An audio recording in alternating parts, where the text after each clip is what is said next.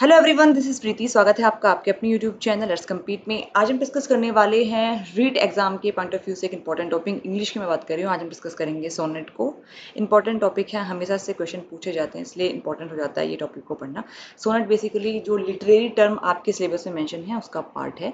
तो आज हम जानेंगे बेसिकली सोनेट होता क्या है और किस तरीके के क्वेश्चन सोनेट से पूछे जाते हैं। मैं बहुत सिंपल तरीके से बताने की कोशिश करूँगी ताकि आपके दिमाग में चीज़ें बिल्कुल स्टोर हो जाएं। चलिए डिस्कस करते हैं। सबसे पहले सोनेट बेसिकली क्या होता है? Sonnet is a 14 lines lyrical poem written in iambic pentameter. ये आपको ध्यान रखना है कि जो सोनेट होती है ना, वो बेसिकली एक 14 लाइनों की छोटी कविता होती है। लिरिकल पोएम होती है, मतलब ऐसी कविता जिसको गाया जा सकता है। ठीक है, ऐसी पोएम जिसको गाया जा सकता है उसको हम सोनेट कहते हैं। अगर मैं बात करूँ इंग्लिश लिटरेचर की तो ठीक है, जो कि कैसे लिखी जाती है, एक लिखने का फॉर्मेट होता है इंग्लिश में, तो उसको लिखा जाता है सोनेट को हमेशा आयम्बिक पेंटामीटर में। तो इस तरीके के क्वेश्चन आपसे पूछा जाएंगे कि सोनेट जो है कितने लाइन की पोएम होती है? 14 लाइन की होती है, लिरिकल होती है, आईएमपी पेंटामीटर में लिखी जाती है। सेकंड देख लेते हैं। Sonnet is derive from Italian word sonetto. जो सोनेट है वो डिराइव करी गई है इटालियन वर्ड सोनेटो से। ठीक है, ये आपको ध्यान रखना है। इंपॉर्टेंट पॉइंट इसमें ये नोट करने का है कि सोनेट की और सोनेटो की स्पेलिंग में डिफरेंस है। देखो, सोनेट की स्पेलिंग में आपके पास आते हैं डबल एन, जबकि सोनेटो की जो स्पेलिंग होती है उसमें आपके पास आते हैं डबल टी। तो कई बार आपको ऑप्शन में दिया सोनेटो ही जाएगा, लेकिन स्पेलिंग इधर से उधर होगी, इसलिए स्पेलिंग भी आपको जो है नोट करनी है। इसका मतलब क्या है? सोनेटो का स्मॉल सॉन्ग होता है। ठीक है, theme of sonnet is love. जो सोनेट की थीम होती है वो लव होती है, ये याद रखना है आपको, क्वेश्चन पूछे जाते हैं। It is a subjective poetry, ये आपको ध्यान रखना है। ये एक बेसिकली सब्जेक्टिव पोएट्री होती है। सब्जेक्टिव पोएट्री क्या होती है? बेसिकली सब्जेक्टिव पोएट्री एक ऐसी पोएट्री होती है जिसमें जो पोएट है वो चीज़ों को इलेबोरेट करके लिखता है या गाता है। ठीक है, जैसे कि आपका सब्जेक्टिव पेपर होता है, तो सब्जेक्टिव पेपर में आप लोग क्या करते हैं? इलेबोरेट करके लिखते हो ना। तो सेम वही चीज़ है कि सब्जेक्टिव पोएट्री पोएट्री मानी जाती है। मतलब कवि को ये आज़ादी होती है कि वो अपने जो एक्सप्रेशन है उसको जो है खुल करके कह सके। ठीक है, इट हैज़ फिक्स्ड स्ट्रक्चर, ये आप याद रखेंगे। मतलब इसमें हर चीज़ें फिक्स होती हैं। जैसे इसमें फिक्स लाइंस होती हैं। 14 लाइनों की कविता को सोनेट कहा जाता है। तो ऐसा नहीं है कि किसी भी 10 लाइन की कविता आप लिख देंगे, 15 लाइन की कविता लिख देंगे कि वो सोनेट हो जाएगी। नहीं, 14 लाइनें होंगी तभी सोनेट होगी। राइम स्कीम, एक पर्टिकुलर राइम स्कीम सोनेट जो है फॉलो करती है। तो ये भी इंपॉर्टेंट है कि राइम स्कीम फिक्स होनी चाहिए, फिक्स आइडियाज होनी चाहिए। हाइपरबल इज यूज्ड, इसका मतलब ये होता है कि इसमें जो है जब सोनेट एक जो है पोएट गाता है तो उसमें अतिशयोक्ति जो अलंकार होता है उसका यूज होता है। मतलब बढ़ा चढ़ा के चीजें कही जाती हैं। अब हम डिस्कस करेंगे टाइप ऑफ सोनेट को। इंपॉर्टेंट है, पूछा जाता है। सबसे पहला हमारा आता है पेट्रार्कन सोनेट। पेट्रार्कन सोनेट को कहा जाता है इटालियन सोनेट और क्लासिकल सोनेट।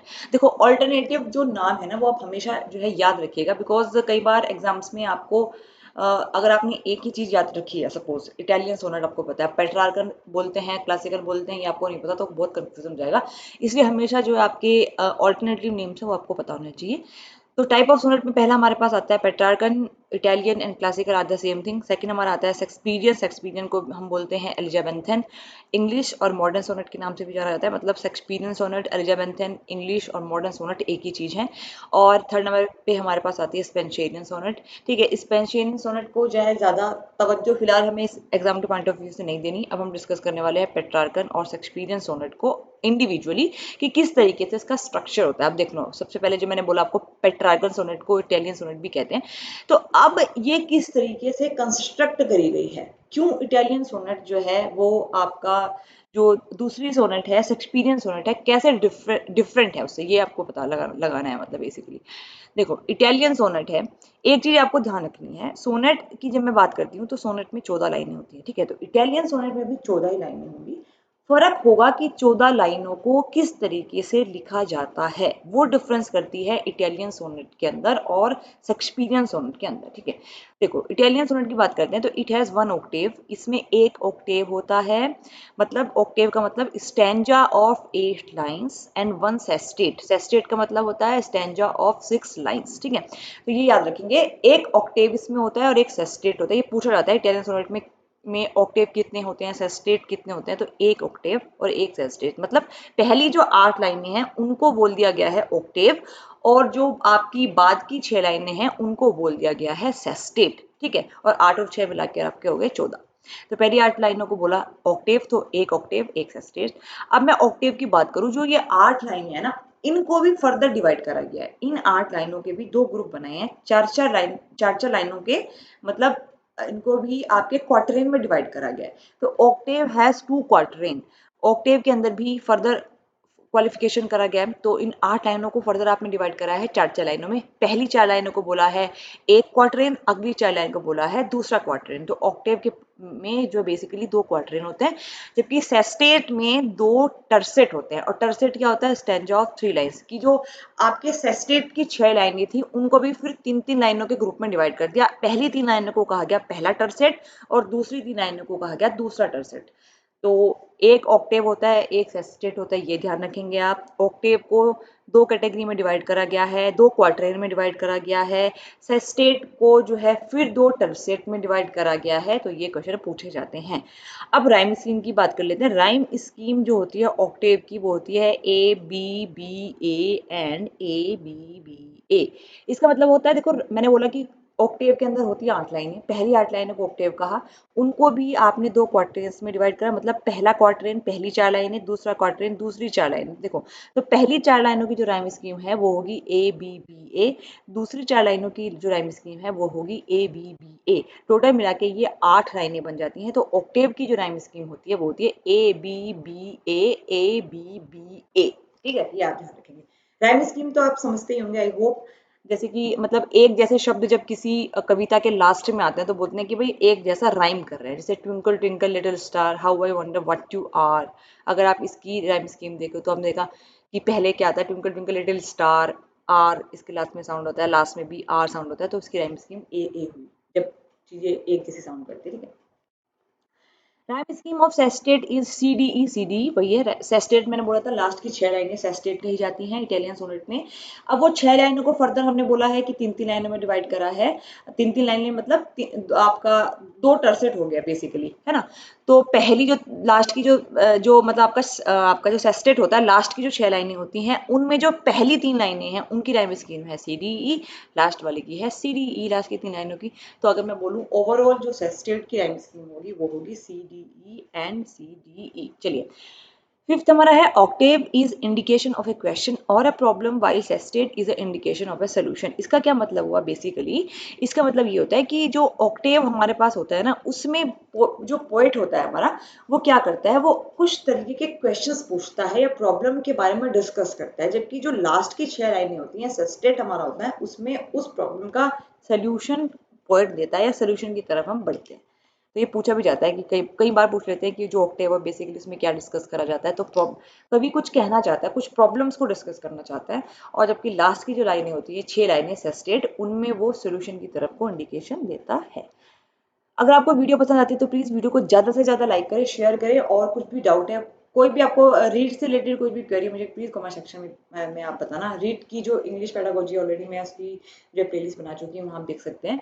तो अभी मैं काफ़ी टाइम के बाद वीडियो पोस्ट करी हूँ, क्योंकि मेरी मदर एक्सपायर हो गई थी कैंसर से। तो इस वजह से बीच में थोड़ी सी रिदम टूटी है। लेकिन अगर आपने पुरानी वीडियोज़ देखी हैं तो आपको कोई ऐसी प्रॉब्लम होगी नहीं। चलिए, शेक्सपियरियन सोनेट डिस्कस कर लेते हैं। अब शेक्सपियरियन सोनेट, अगेन वही मैंने बोला कि शेक्सपियरियन सोनेट भी, क्योंकि ये सोनेट है तो उसमें भी 14 लाइनें होंगी, लेकिन 14 लाइनों को लिखने का तरीका जो इटालियन सोनेट है उससे बिल्कुल अलग होगा। वो क्या तरीका है वही हम डिस्कस करते हैं।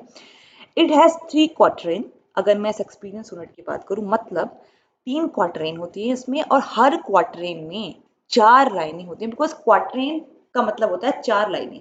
तो पहली जो 4-4 लाइन है, अगर आप ग्रुप बनाओ, पहली 4 लाइन, अगली 4 लाइन, उसकी अगली 4 लाइन, टोटल हो गई 12 लाइन।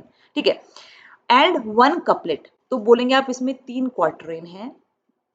ठीक है, मतलब 4-4 लाइन के 3 क्वार्टरेन आपके हो गए, और एक कपलेट है, मतलब लास्ट की जो बची 2 लाइनें हैं उसको हमने बोला कपलेट। ठीक है, एक कपलेट, उस कपलेट के अंदर होती हैं 2 लाइनें, जैसे दोहा होता है ना, इस तरीके से जो लास्ट की 2 लाइनें हैं उसको हम कपलेट बोलते हैं। ठीक है, एक कपलेट है और कपलेट के अंदर लाइन कितनी हुई? 2 लाइन्स हो गई। Rhyme schemes of quatrains are A B C D C D E F, क्योंकि इसमें 3 क्वार्टरेन होते हैं। तो पहले पहली 4 लाइनों की राइम स्कीम क्या हुई, ए बी, दूसरी 4 लाइनों की राइम स्कीम क्या हुई, सी डी, उसके बाद वाली 4 लाइनों की स्कीम क्या हुई, ई एफ, तो टोटल हमारी 12 लाइनें होगी। तो पहली 12 जो लाइनें हैं उनकी जो राइम स्कीम होती है शेक्सपियरियन सोनेट में वो होती है A B, C D, E F, ठीक है। चलिए नेक्स्ट देख लेते हैं, rhyme scheme of couplet is D G. मतलब जो कपलेट होते हैं लास्ट की दो लाइनें उनकी राइम स्कीम जी होती है, मतलब लास्ट के जो शब्द होंगे बिल्कुल सेम होंगे। और राइम स्कीम पूछी जाती है, इससे बहुत ज्यादा इंपॉर्टेंट है। ज्यादा देखो, ज्यादा से ज्यादा इसमें कंफ्यूजन क्रिएट नहीं करना है अपने आप में। एक दो बार आप सोनेट को पढ़ोगे, एक दो बार ये वीडियोस देखोगे या इससे रिलेटेड जो क्वेश्चन करोगे तो आपको राइम स्कीम क्या है, थीम क्या है, कितने क्वार्टरंस हैं, कितने सेस्टेट हैं, टर्सेट हैं, सब आपको इजीली पता चल जाएगा। चलिए अब कुछ इंपॉर्टेंट पॉइंट मुझे डिस्कस करने हैं वो देख लेते हैं। हम डिस्कस करते हैं सबसे पहले वोल्टा को। पूछा जाता है वोल्टा क्या होता है, ठीक है। कुछ इंपॉर्टेंट ऐसे छोटे छोटे से पॉइंट हैं जो कि सोनेट से रिलेटेड है, पूछे जाते हैं। वोल्टा पूछा जाता है बेसिकली, ये होता है टर्न इन 9th लाइन। मैंने ये बोला था, अगर आपने सोनेट के बारे में पढ़ा है कि जो पहली जो लाइनें होती है ना, 8 लाइनें होती हैं बेसिकली, अगर मैं इटालियन सोनेट की बात करूं, वो एक प्रॉब्लम की तरफ को इंडिकेशन करती हैं, शिफ्टिंग। और जबकि लास्ट की जो आपकी 6 लाइनें होती हैं वो सोल्यूशन की तरफ को इंडिकेशन करती है। तो जब पोएट एक टर्न लेता है 9th लाइन में, 8वें से 9वीं लाइन में जब शिफ्ट होता है, उसको हम वोल्टा कहते हैं, turn in 9th line, shifting from problem to solution. मतलब पहले कभी कुछ और कह रहा था पहली 8 लाइनों में, और उसके बाद कभी ने चेंजेस किए पोएट ने, ठीक है, वो कुछ और कहना चाह रहा है। तो वो जो टर्न होता है ना, टर्न इन 9th लाइन, उसको हम वोल्टा कहते हैं। फादर ऑफ इंग्लिश सोनेट पूछा जाता है, सर थॉमस विट जो है फादर ऑफ इंग्लिश सोनेट कहे जाते हैं। प्रिंस ऑफ इंग्लिश सोनेट कौन है, वो विलियम शेक्सपियर है। विलियम शेक्सपियर ने लगभग आपके पास, हमारे पास 154 जो है वो सोनेट लिखी है, ठीक है। तो ये बहुत ज़रूरी है। ये कुछ इंपॉर्टेंट डिस्कस करना था मुझे सोनेट के रिगार्डिंग। उसके बाद हम एलिजी डिस्कस करेंगे, उसके बाद हम ड्रामा भी डिस्कस करने वाले हैं। तो फिर भी अगर आपको कुछ डाउट हो या कुछ भी इससे रिलेटेड क्वेरी आपकी हो तो प्लीज़ मुझे कमेंट सेक्शन में ज़रूर बताएं। फिलहाल के लिए इतना ही, जल्दी मिलते हैं अगली वीडियो में, तब तक के लिए bye bye, and please do like and subscribe and share.